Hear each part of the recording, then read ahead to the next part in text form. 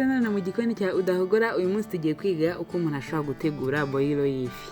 Ngira ngo murayibona ko iraryoshye kandi no kwitegura biri simple, biroroshye cyane.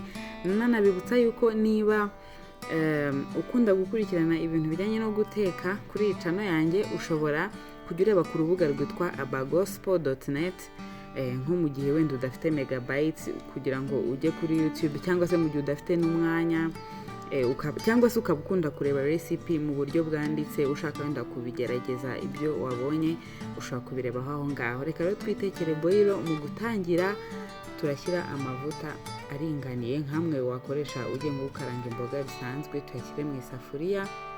Turatangira dushyiramo ibirayi ndetse na karoti. Muri iyi boyilo turaza gukoresha ibirayi n'ibitoki, ariko ibirayi murabizi ko bitinda gushya kurenza ibitoki. Nibyo rero turi bubanze, ibitoki turaza kubishyiramo nyuma. Turabanza ibirayi, tubanze na karoti. Ugerageza kuzikata karoti nazo zifite akayepeseri kugira ngo zidatinda mu isosi zikoroha cyane, cyangwa se nazo ugashiduka zahindutse isosi. Hanyuma dushyiremo ibitunguru ndetse na poivron, nabyo dusa nkaho twakase binini. Nibyo ubona bimeze neza, nibyo biba birushijeho kuryoha cyane muri boyilo tugiye gukora y'ifi. Umaze rero kubivanga nyine kugaragura ku muriro uringaniye, ugahita ushyiramo amazi ahagije. Boyilo nyine ni igisosi, mbese ni ibintu biba biryoshye, ariko nyine bigomba kuba harimo isosi nyinshi ihagije.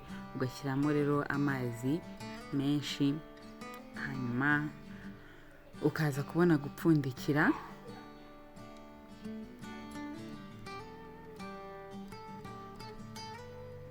Hanyuma turashyiramo n'inyanya.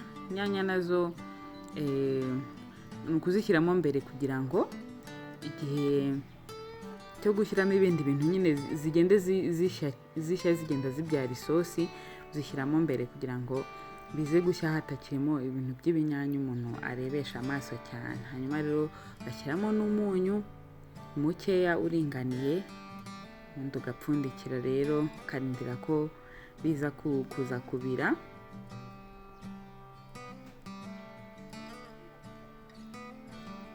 Mu gihe biri ku ziko turaba turi gutunganya na ya mafi turi bushyiremo muri ya boyilo yacu. Iyi ngiyi ni fish masala ndetse n'umunyu.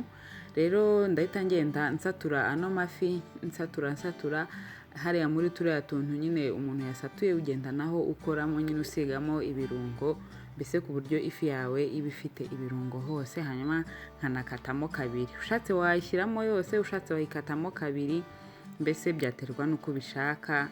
Ukagenda nyine usiga ibirungo imbere na hariya inyuma hose, ku buryo mbese ibirungo bikwirwamo hose. Ukabikora kuri ya mafi yose.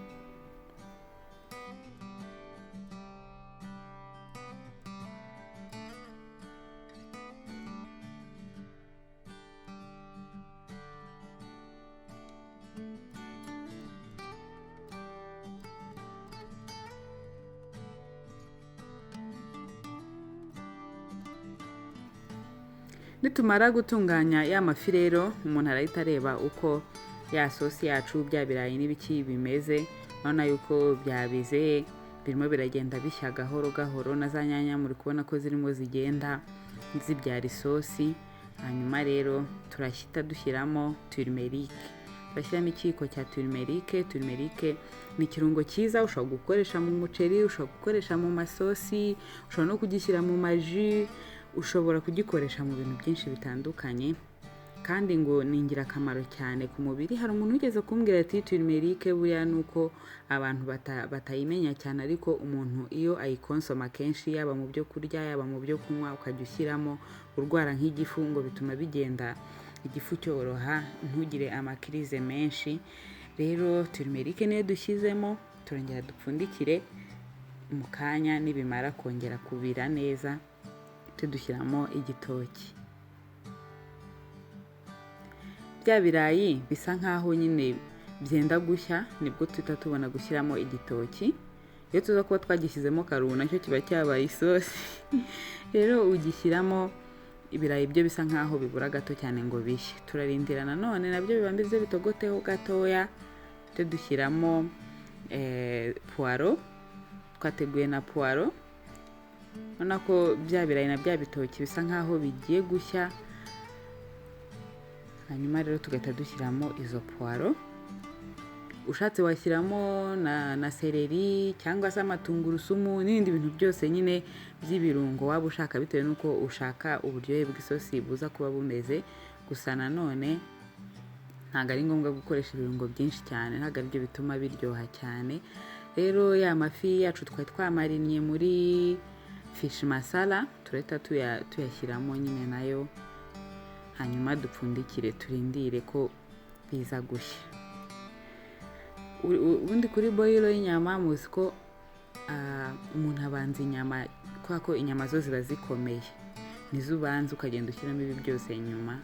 Ariko kuri boyilo y'ifi yo, kuko ifi iba yoroshye ishya mu minota mike cyane, niyo ushyiramo nyuma, kuko nyuma y'iminota rwose nk'itanu biba byahiye bimeze neza.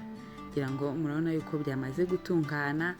Mu by'ukuri urabona ko gutegura boyilo y'ifi ibintu biri simple cyane. Kandi reka nshimire umwe mu bantu bankurikira, umwe mu bantu nkunda wanyensipiye gukora ino recipe, ko yarabimbajije ati se ni gute umuntu yatunganya boyilo y'ifi. Nanjye mpita mbitekereza ndavuga nti kameme hashobora kuba hari n'abandi bantu bashobora kuba baba bakeneye nyine ino recipe, cyane cyane ko ni ibiryo abantu bashobora kurya mu gitondo, ariko usibye ko wanabyirira no mu yandi masaha biba biryoshye nta kibazo. Kandi uko biba bimeze kose, kubera ko nta mavuta menshi aba birimo, ubirya bikuryohe ariko ntabwo binaremera mu nda ngo wumve wagugaye cyane. Mbese aka kaboyilo ni sawa cyane, muzagerageze muzambwira uko mwasanze bimeze. Nongera kubibutsa ngo kuri abagospel.net niho ushobora gusanga amarecipe y'ibintu mba natetse mu buryo bwanditse.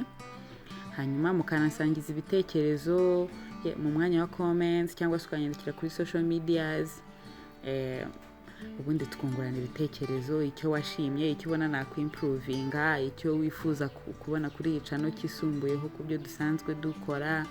Hanyuma ubundi tukajya twigirira ibihe byiza twiyigira guteka ibiryo bitandukanye. Ndabashimiye cyane rero, niba utarakanda subscribe ubikore, ukande kunzogera notification, ujye gusharinga abantu n'inshuti zawe aya mavideo mba nakoze. Ndabakunda cyane, mwari kumwe nanjye Udahogora Vanessa. Peace, bye bye, naho ubutaha.